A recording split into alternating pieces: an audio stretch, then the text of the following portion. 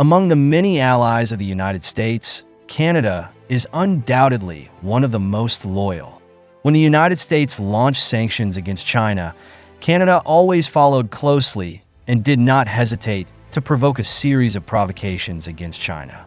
But surprisingly, this country that has always been anti-China has recently undergone a huge change in its attitude. It threw a $1 billion business order to China and assisted in combating the hegemony of the US dollar. In October 2024, Canada's Seaspan signed a striking shipbuilding contract with China Shipbuilding Corporation for 6 large container ships with a total amount of up to $1 billion. But the significance of this deal is not only the huge amount, but also that Seaspan expressed its hope to settle in RMB when signing the contract. Obviously, in the context of the United States being busy defending its dollar hegemony, Canada's move undoubtedly sent an unexpected signal to the Western world. So why did Canada choose to order ships from China? What far-reaching purpose is hidden behind promoting the internationalization of the RMB?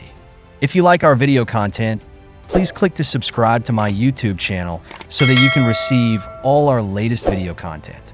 Now let's get into today's topic.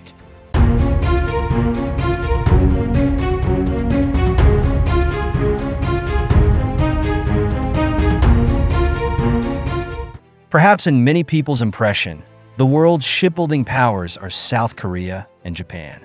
But do you know?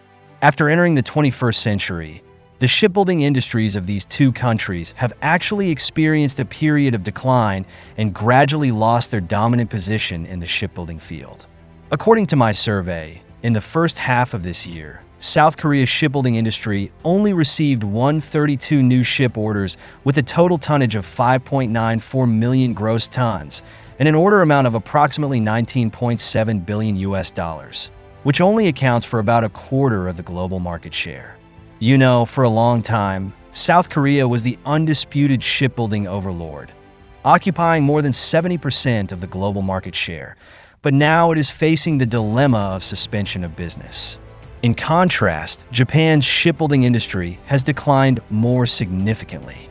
In the first half of this year, Japan only received orders for 49 new ships, with a sharp drop in the total tonnage and amount of orders, and the global market share has fallen to less than 3%. In fact, the decline of South Korea and Japan, the two former shipbuilding overlords, is largely due to the rapid rise of China. Since 2018, China's shipbuilding industry has begun to enter the international market in a big way and has quickly won high recognition from some countries. It was during this period that the shipbuilding industries of Japan and South Korea gradually began to decline. However, China's rise was so strong that it has now quietly become the leader of the global shipbuilding industry. From January to September this year, China's shipbuilding completion volume reached 36.34 million deadweight tons, an increase of 18.2% year-on-year. The number of new orders was as high as 87.11 million deadweight tons, a significant increase of 51.9% year-on-year. Today, China has almost swept nearly 70% of the world's shipbuilding orders, completely replacing the market dominance that once belonged to South Korea. Of course, in the face of the rapid development of China's shipbuilding industry, the positions of some Western countries have begun to waver and even ignored the traditional alliance relationship and chose to cooperate with China. In the first half of this year, Germany signed a contract with a Chinese company to build 414-000 TEU methanol-fueled ships. Soon after, France's CMA-CGM also reached an agreement with China Shipbuilding Corporation to order 1215-000 TEU methanol dual-fuel powered large container ships and 423-000 TEU liquefied natural gas dual-fuel powered ultra-large container ships, with a total order value of more than 2.94 billion US dollars. Although these countries belong to the EU camp and have imposed some sanctions on China, such cooperation is not the most surprising. But the most shocking thing happened a few days ago. One of the United States' closest allies, Canada, actually began to order ships from China. What is going on? As far as I know, on October 18th this year, Canada's Seaspan, the world's largest independent container leasing shipowner, placed an order with China's Shipbuilding Shipbuilding Company, limited for 613 600 TEU LNG ships. The two parties signed a contract worth $1.08 billion in Shanghai, with the price of a single ship being $180 million. This cooperation is not only eye-catching, because Shipbuilding Shipbuilding is one of China's largest shipbuilding companies and a leading large-scale ship manufacturer in the world. It can be said that this is a strong cooperation. According to the information revealed by the order, these 6 ships all adopt the 13 600 TEU LNG dual-fuel green and environmentally friendly design. This trend shows that environmentally friendly design is gradually becoming the mainstream of the shipbuilding industry, and China is in a global leading position in environmentally friendly ship technology. In addition, these container ships purchased by Canada are also equipped with desulfurization towers and energy-saving devices, and space is reserved for future upgrades, which greatly enhances their market competitiveness. According to the design plan, these ships are 336 meters long and 51 meters wide, can carry up to 14,132 standard containers, and are equipped with 2,000 refrigerated containers. These characteristics give them significant advantages in terms of transportation volume and efficiency. It is worth mentioning that the delivery time of this batch of ships is scheduled between 2026 and 2028, which also reflects that the international order volume of Shipbuilding Shipbuilding is very large, and the delivery time has been delayed. Despite this, Canada's Seaspan still chose to cooperate with China and is willing to wait patiently for the delivery of Made in China. However, the most striking part is that when Seaspan cooperated with China Shipbuilding, it took the initiative to propose to use RMB for settlement. They pointed out that using RMB settlement will not only help Shipbuilding Company reduce foreign exchange risks, improve profitability and market competitiveness, but also help shipowners reduce financing costs and improve trade efficiency. Chinese companies naturally accepted Seaspan's proposal to promote the internationalization of RMB. According to the news released by China Shipbuilding, this order became the first transaction of its kind settled in RMB. Normally, international shipbuilding contracts are settled in US dollars. As one of the United States' closest allies, Canada's move is undoubtedly leading other countries to consider using RMB to settle shipbuilding orders. As you know, the BRICS countries have been actively promoting the process of de-dollarization, while the United States is trying hard to maintain its hegemony of the dollar.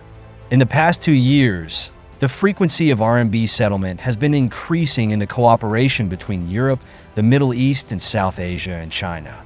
Although the RMB has not yet achieved full convertibility, it has been widely used in many international trades. In addition, according to the latest data from the world's largest banks, the RMB has now become the world's 4th most active payment currency, with a market share of 4.69%. In contrast, the market share of the US dollar is still as high as 49.07%. This undoubtedly shows that the internationalization of the RMB is posing a major challenge to the US dollar hegemony that has been maintained for decades. Against the backdrop of the increasingly fierce game between China and the United States, Canada has made a controversial decision not only delivering a huge shipbuilding order to China, but also becoming the first North American country to use RMB for settlement.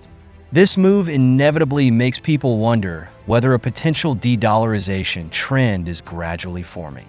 So, the question is, why does Canada dare to risk angering the United States and choose to please China? In fact, some analysts have noticed the reasons behind Canada's pleasuring China. They speculated that Canada's goodwill to China this time may be to ease the tension caused by previous sanctions against China. At the end of September, Canada issued an announcement announcing a 100% additional tax on electric vehicles imported from China, and this policy officially took effect on October 1st. In addition, Canada also announced a 25% additional tax on steel and aluminum products imported from China, and the relevant product list will also be officially implemented on October 22nd. Furthermore, after China issued a warning, Canada also imposed additional taxes on critical manufacturing products such as batteries and battery components, semiconductors, solar panels, and key minerals. It is worth noting that less than 24 hours after Canada announced sanctions, China quickly took 4 countermeasures. Among them, the most eye-catching is the anti-dumping investigation on canola imported from Canada.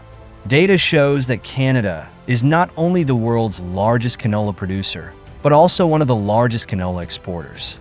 In 2023, Canada's canola production will be about 18.3 million tons, of which 8.6 million tons will be exported, accounting for 51% of global canola exports.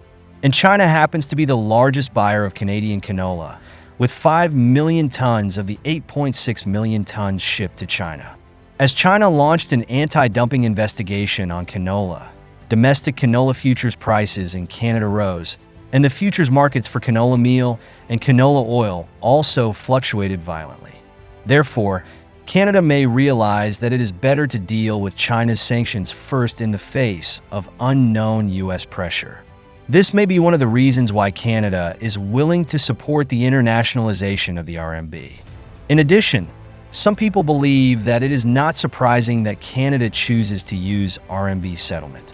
In the past, China was an important buyer of Canadian natural gas and oil. In order to promote energy trade with China, Canada has long accepted RMB settlement. Therefore, Canada has accumulated a large amount of RMB in its energy trade with China, and these RMB cannot be directly used for settlement with trading partners in the Western market. In this case, Canada needs to repatriate these RMB to China by ordering container ships from China. The United States, as Canada's neighbor, obviously understands this situation very thoroughly. So Washington has chosen to be unusually silent on this matter.